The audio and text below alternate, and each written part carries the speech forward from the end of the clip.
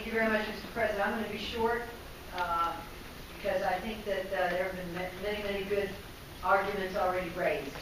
But I'm going to say this as someone who's been involved in law enforcement and looking in the eyes of men and women who were about to face a long period of incarceration, knowing that I represented the state of Florida as a prosecutor. Only way that I could make this compatible with my understanding of government is to know that they have to pay a debt to society. And that debt has to be to government.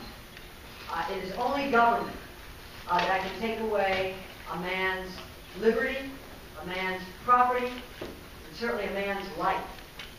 Only government.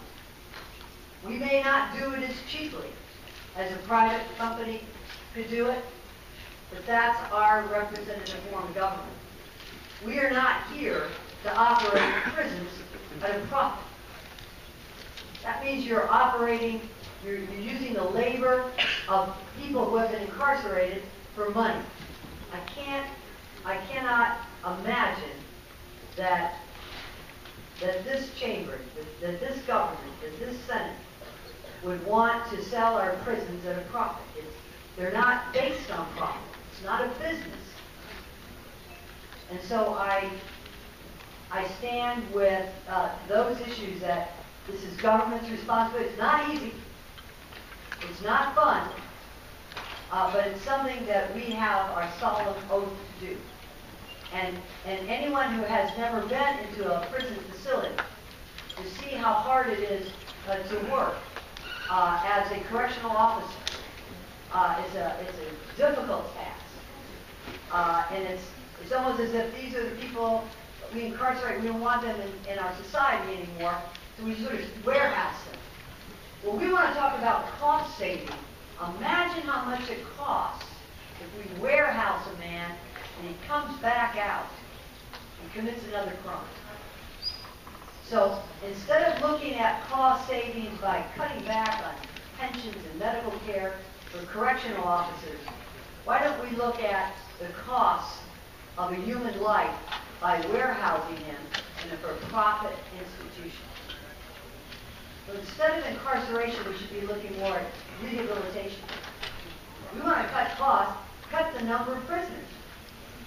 That's why I think it's significant, the letters that we all have received from sheriffs around the state opposing this.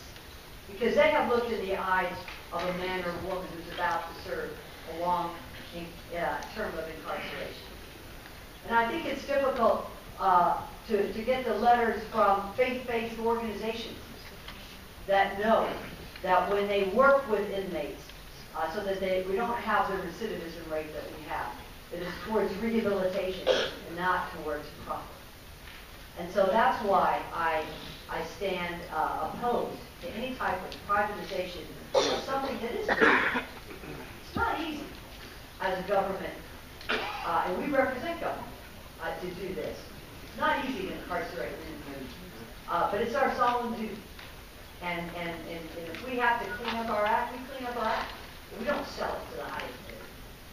And we take care of those people who have been working in our prisons, not just for years, but for generations.